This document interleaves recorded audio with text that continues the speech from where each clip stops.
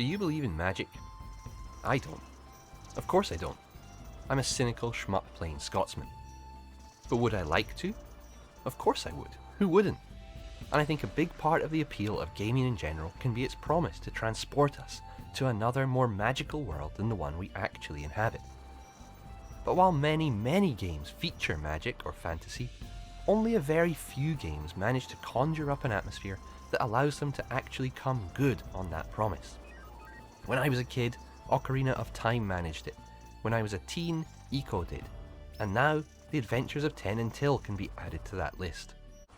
From start to finish, Toro Nishino's game, which is being brought to Steam by Lion Wing Publishing, who kindly provided me with my copy, exudes a charm and atmosphere that are quite simply irresistible. It's unusual to start a shmup review by focusing on music, but in Ten and Till's case, it's something that needs to be mentioned straight up. The music in this game is fabulous. Put away, however, thoughts of typically great shmup soundtracks that feature pumping rhythms to drive you forward in a frenzy. In Ten and Till, the music is of a whole different calibre, a lush, orchestral-ish score that is at points reminiscent of Koji Kondo's Legend of Zelda work, both in its sweeter, pipe-filled melodic moments, and in its darker, more threatening Here Comes Ganondorf incarnations. Perhaps more than anything, it is the music that conjures up that mystical, whimsical, magical sense that so beguiles you throughout your adventure. Visuals have no intention of allowing the music to steal all the limelight, however, and while they might not quite match those seen in Jamestown from a technical standpoint, they do share that game's flair for using in-stage elements to build a world and develop a fantastical sense of place as they take you over pleasant townscapes, down through forgotten caves and deep into the sacred spaces of the land you're out to protect. Like the music, the visuals exude charm and personality, both in their varied backgrounds and in the design of the multitude of bosses, enemies and recurring characters who pop up as part of the story woven through the game. Of particular note is the brilliant use of perspective to inspire a sense of magnificence and gigantic scale that's on a par with the best seen in classic 90s JRPGs.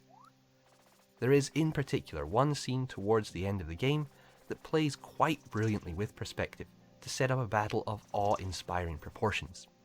I'm so tempted to show it here, but it comes a little late in the game and it will be far better for you to experience it firsthand, which is something I implore you to try to do.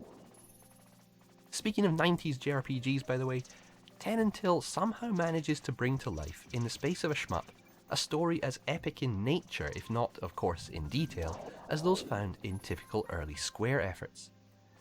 What's most impressive about this is that it manages to do so, for the most part, without overwhelming the player with text, and more importantly without interrupting play to the extent of causing frustration. There are a couple of moments where it would be nice to be able to skip through a little bit of dialogue if you're on a repeat play, but the trade-off is well worth it as the Adventures of Ten and Till manages to make you feel exactly that, like you are off on an epic adventure, and one you'll have no hesitation picking up time and time again. Now, after all this flowery talk, you may well be sitting there thinking, but what about the bloody game? Well, I'm delighted to tell you that the game itself offers a play experience that is fully deserving of being paired with the delightful presentation.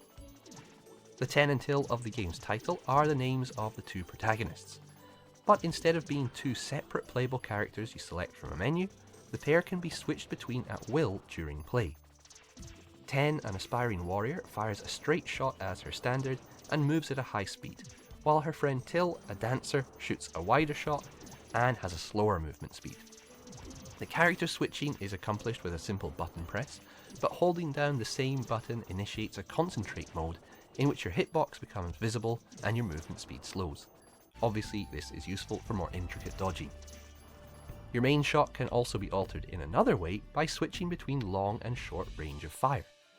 Long shots naturally allow you attack from range, while the shorter shot forces you to risk getting up close and personal with enemies, but is more powerful.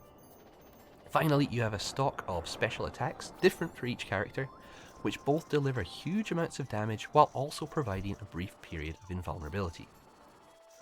None of these systems or attacks is especially remarkable on its own. Maybe the long-short shot switching is pretty unusual, but the way they all work together does give the game its own particular feel And despite the lack of different characters with which to replay the game, the systems all come together to constantly give you options to be thinking about and offer you different ways to approach stages. Something that makes the game more unique is the tiny single pixel hitbox, which, while not exactly revolutionary in and of itself, when combined with the thick overlapping patterns the game throws at you, certainly does place the game in a space all its own. See, not only is your hitbox a single pixel, the enemy bullets also have extremely small hitboxes, making it possible to dodge through seemingly impossible gaps, or quite frequently even a lack of a gap, in the patterns. Now this does work very well for the most part, as you're aware that the damage dealing area of a shot is most likely to be its dead centre. However, there are occasions where things get so hectic it becomes very easy to get lost in the fray, and you can find yourself losing track of where the gaps are supposed to be.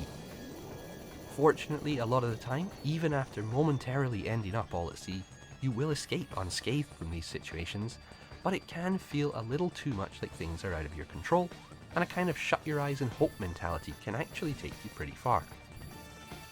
Not all the way, however, and while early stages will offer even beginner players a nice gentle introduction to the game, the difficulty picks up massively in the final third, reaching a suitably fiendish crescendo during the brutal final boss fight. You have just 3 continues, and even though the game does periodically save your position and allow you to restart with a full complement of continues, even using those, beating that last boss is a challenge. Once you've done so, you'll find a game that is well worth replaying, as it also includes a rather interesting scoring system. Most enemies will flash at some point during their traverse across the screen, and taking them out during that period gives you points bonuses. This adds interest when replaying, as many enemies will only start flashing after unleashing a few barrages of fire, giving you the choice of either waiting for that bonus opportunity and having to deal with the extra bullets, or taking them out nice and early to give you a more plain sailing experience. Adding further to this are the barrier power-ups the game gives you. These have 2 purposes. First of all, they offer you a protective shield, allowing you to take a couple of hits before actually losing a life.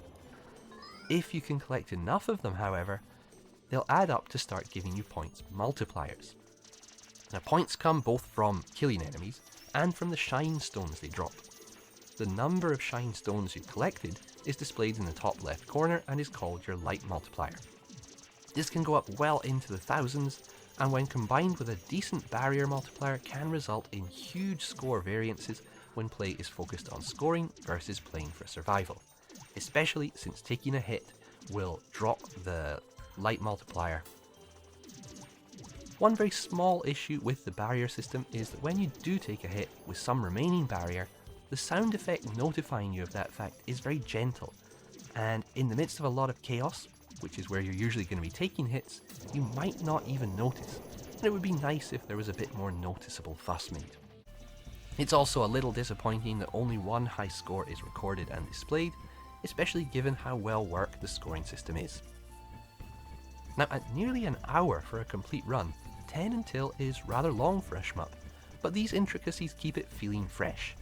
The first stages can feel a little slow and easy after a few plays, and there are some sections that brilliantly combine gameplay and story development on your first try, but begin to drag on any subsequent runs. But in general, working out how to maximise score keeps stages interesting, and I think the game ought to offer a good experience for all skill levels, as you decide up to what point you're comfortable risking your life for extra points, and at what stage you need to get conservative and just focus on making it to stage end. So basically, there's very little to complain about here, and I think you can already guess that this game is going to get a hearty recommendation from me. With all this astonishingly good work, however, it is a bit of a shame the game is, I was going to say lackluster in options, but in fact, there aren't even any to merit that description. There is no tate mode, no practice options, controller configuration, no sound options, nothing. Even the pause screen is just that, a pause screen with no option to restart or go back to the menu. Now, the game was made entirely by one man, the evidently hugely talented Toro Nishino, and it's unfair to expect the extras and polish of a studio or even group effort. But some of these don't seem they'd be that hard to implement, especially given the talent required and how goddamn difficult it must have been just to create the game itself. Never mind though. These are minor things when the direction and gameplay are as solid as they are here, and the Adventures of 10 Until is something I can't recommend enough. I'd give it a 9 out of 10, and I really hope it gets the success it deserves, not least since that would increase the chances of a Switch port. So that about wraps it up for my first non-Switch review. I don't really plan on doing many Steam reviews, but this game just struck me from the moment I saw it as being something that looked special, and I'm happy both that it met, exceeded even, my expectations, and that I can hopefully spread the word a little, as this is exactly the sort of shmup, in my opinion, we need to see more of. As ever, thanks so much for watching, and I hope to see you next time. Cheers.